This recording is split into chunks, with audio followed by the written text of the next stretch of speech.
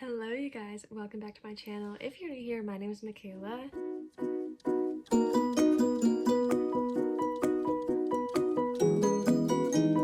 You already know we're reading romances for a week or however long this takes because I want to read a few. So I have them all on my Kindle, just downloaded them last night. So I have Scarred, which is the second one in like the princess retellings or whatever. We'll see how that one is. And then I have the second one in the Chestnut Springs. Is that what it's called? Heartless by Elsie Silver. And then I have Twisted Games, which is the second one in the Twisted series. I recently saw that Netflix is going to pick it up and make it a show, so that interested me to read it. I have no idea what the rest of the series is or who they're about or what's going on, anything like that. I guess those are the three that I have. And then if you count the Once Upon a Broken Heart series, I'm also audiobooking the last one, A Curse for something or other. I should know.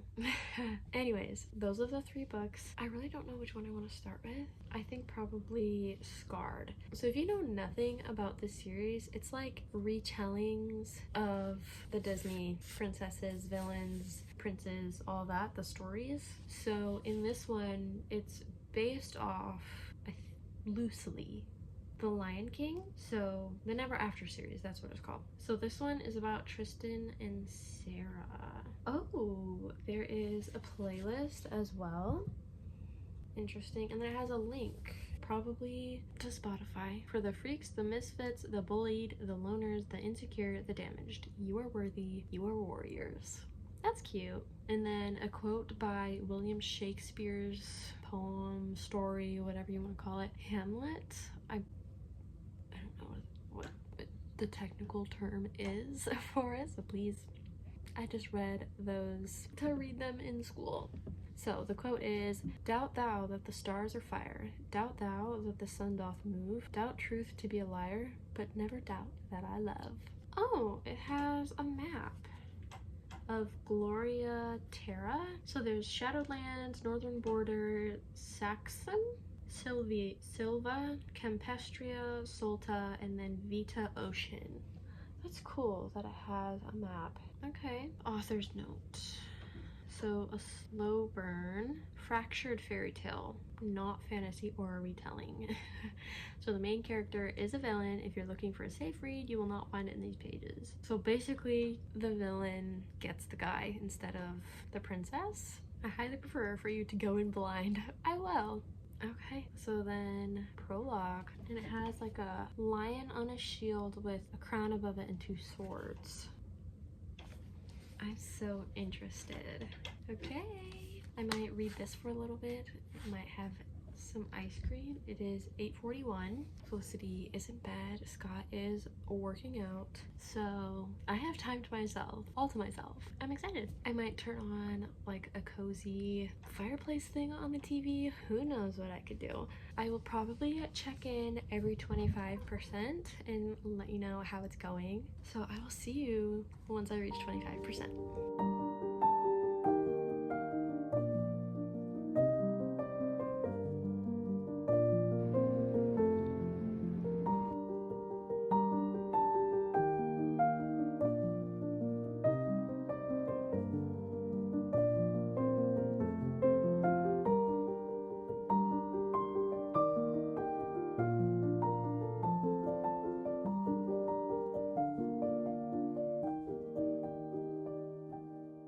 Hello you guys, it is a couple days later. It is the 16th and I have an update. I'm 25% through and it's chapter 14, so back in Tristan's point of view. Also another update, I did switch back to my clear case and then I just put all of these stickers on it. I thought it was cute coming up to February, a heart and then all the cute little details. And then I have a pop socket on my whatever thing this is called, Janino R stand. So it just goes on like that and then you can stand it up or put it down and hold it like this. I was originally going to go for like a purple, black, and green theme. I was like, wait, this is giving Valentine's in February, and so was this, the heart locket. And then I just went with that theme. So it was like the pinks and all of that. So that's what it turned into. I do have like a neutral pop socket, but it's one of the ones that like twists on, and then the base of this is, it's like that.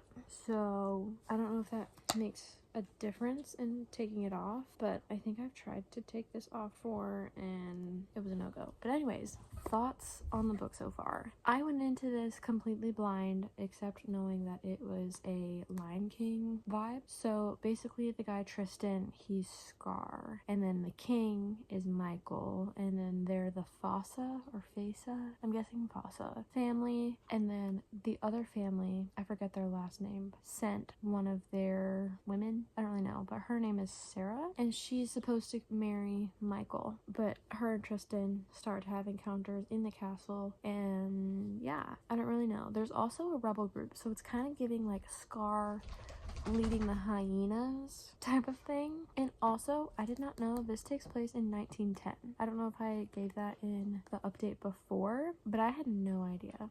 So yeah, it's been interesting. Well, it's been okay so far. I'm not totally invested, and I'm not like wanting to pick it up all the time, so hopefully getting to the 50% mark I will be more invested, and I will check back in with you guys when I'm there. Hello you guys, we are here for an update on Scarred. I read a little bit past 50% because I was reading last night, so I'm almost at 60%, but we're on chapter 33. So first of all, how do we like the shelves? Please say you like them. If you didn't catch the last video, we came down here and we reorganized all of them. So actually, I don't know when that video is going up in correlation with this one. So if it's not out, it's coming soon. This one is obviously coming out around Valentine's. So anyways, thoughts on Scarred. First of all, the aspect of like the Lion King, I think she's doing pretty well because the main guy is Michael. Well, not the main guy, but like Mufasa is Michael, and then Scar is Tristan, and then Sarah is, I forget what her name would be, but she's supposed to marry Michael. And the thing about her is that she wants to take down the whole Fasa family, and so that's her underlying goal. And then you find out Tristan's kind of goal, which is Scar, is to take down his brother. So I'm so curious when they're gonna start talking about their plans, because something just happened in the book at the ball and they need to talk about it, because I think he's starting to piece together the clues. So that's been cool. Also, I feel like the tension that's there is weird. Like, it's coming off weird to me, because obviously they hardly interact, and then when they are together they're like, oh, I really like this person. They hardly have conversations with each other. So that part is a little interesting, but other than that, it's going pretty quick. I mean, I'm already at 60% through and it's going great. So those are my thoughts so far. I will come back at 75%.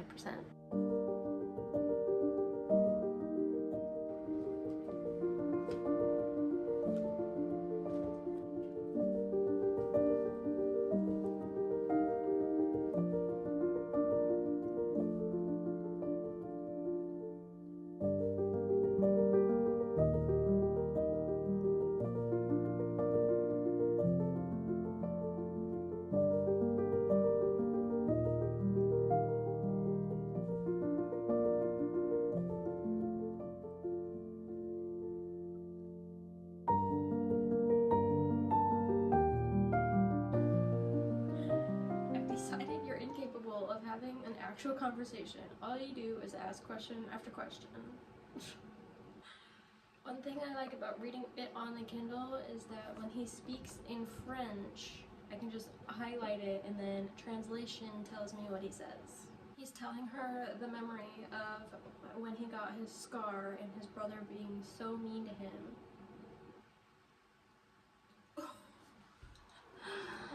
Tristan goes, the only reason father even talks to you is because you were born first, I hiss. At least when he gives me attention, it was because he enjoyed my company. Tristan! Michael is so mean. Hello you guys, I have finished Scarred. Like just this morning I finished it, and it's February 1st, so we are getting close to Valentine's. So now we need to pick the next book. I was just reading a little bit of Red Rising. I do have the physical copy, but funny enough, my Libby hold decided to become available right when I needed it. We have Heartless by Elsie Silver and The Wish by Nicholas Sparks. I think those would be choices.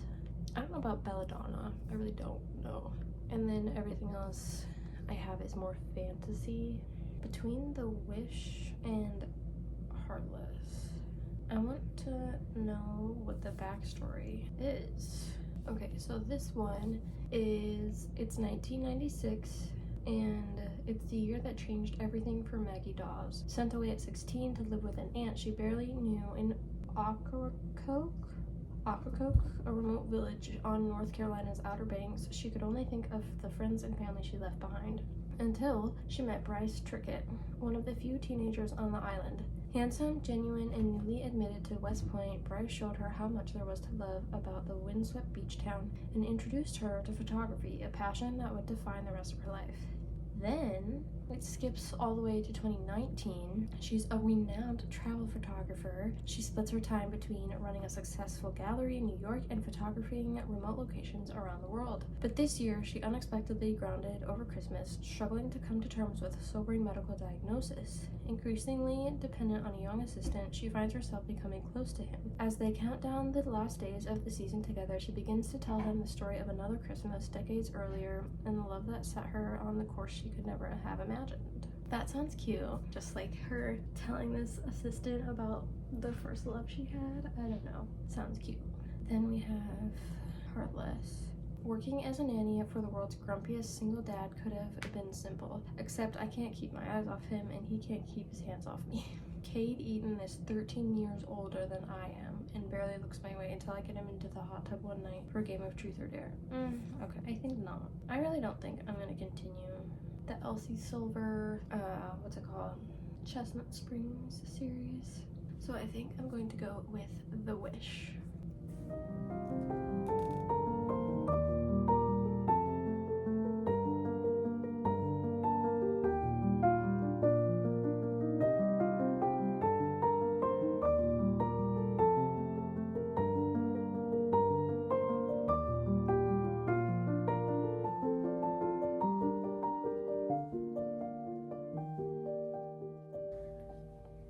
It's so cool that she gets to travel literally anywhere in the world and photograph all of these different types of things. Second note, why does it say 46 minutes left in the chapter? I'm 3% in. This is going to take me 8 hours and 31 minutes to finish. But why are the chapters so long? I think I'm just gonna have to change it to pages because I don't think I could stand to see 46 minutes. Anyways, I will come back at 25% and I'll let you guys know how I'm liking it. Okay, we're here with an update. I'm on the chapter called Beginnings and it's 29% in. So it's getting to around Christmas time now in both timelines, actually. I just realized that. So back in 2019, she is out with her coworker and they're getting dinner after taking him to the ballet because he's never been before, and then she's continuing on with her story. So that is the beginning of this one, her going back to 1995 and talking about her life again with her Aunt Linda. And I fear I'm going to cry at the end of this book because of, I don't know, I guess what I feel is gonna happen. I mean, she has cancer and she's talking about her life when she was a teenager. I don't remember what all I've said so far, since I guess this would technically be the first check-in. Anyways, she has cancer and she was sent to, in 1995, she's 15 or 16, around that age, and she gets sent to her aunt's house to be there for a few months. And then she gets a tutor because she has to do her schoolwork still, even though she's gone, and she is not doing great. So her aunt got her a tutor, and his name is Bryce. So I think the whole story is going to be like them together. And back in 2019, she is telling her coworker all of that, and then also her condition, and she's very tired and not eating very much, just sleeping most of the time, not able to go into work very often. So she thinks that this will be her last Christmas, and so she doesn't want to tell her family, her sister, her mom and dad, anybody. So she doesn't want to tell them because she doesn't want Christmas to be a reminder of, oh, this is when Maggie told us her prognosis that she wasn't going to live for very much longer. So she didn't want to do that to her family, but it's also really sad because she's going through it all by herself. So that's why it's sweet that she's telling, what's his name? I forgot his name. Mark. That's his name. Anyways, he is engaged to his fiance, and he's going to be going to college in September. So I think part of it will be having to find like another employee to replace him when he leaves, and also her replacement, probably. I'm guessing there's not a cure. So I think I am going to cry at the end of this because of what her situation is. But I'm also curious about what the wish is, and I'm guessing that it might be to go back to her aunt's hometown and see Bryce in the town and Gwen and just relive some of those memories that she had while she was there, or to travel the world and take pictures again. I'm not sure, but I will see you around 50% for another check-in.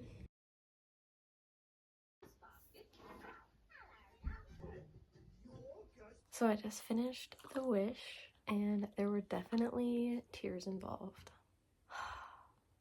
The way that this story was told, it really felt like it actually happened. Such an emotional punch at the end, too.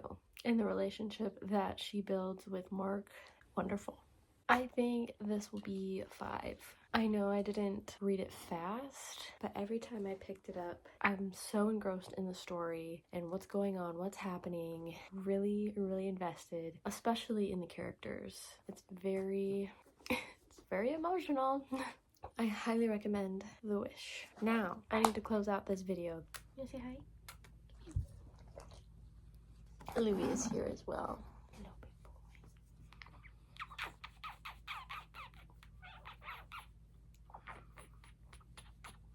I hope you guys pick up these books, especially The Wish, because it was very good. I enjoyed it so much. Again, I didn't read it fast, but I also didn't want it to end, and I'm so sad that it's over. Such a beautiful story of the 16-year-old girl that's scared about her life and angry at the world and angry at her situation and why she has to leave, and then she builds a life there, and then she's sad to go home. Very beautiful. So thank you guys so much for watching. If you guys liked today's video, comment the dog emoji and a little pink bow, and I will see you guys in my next video.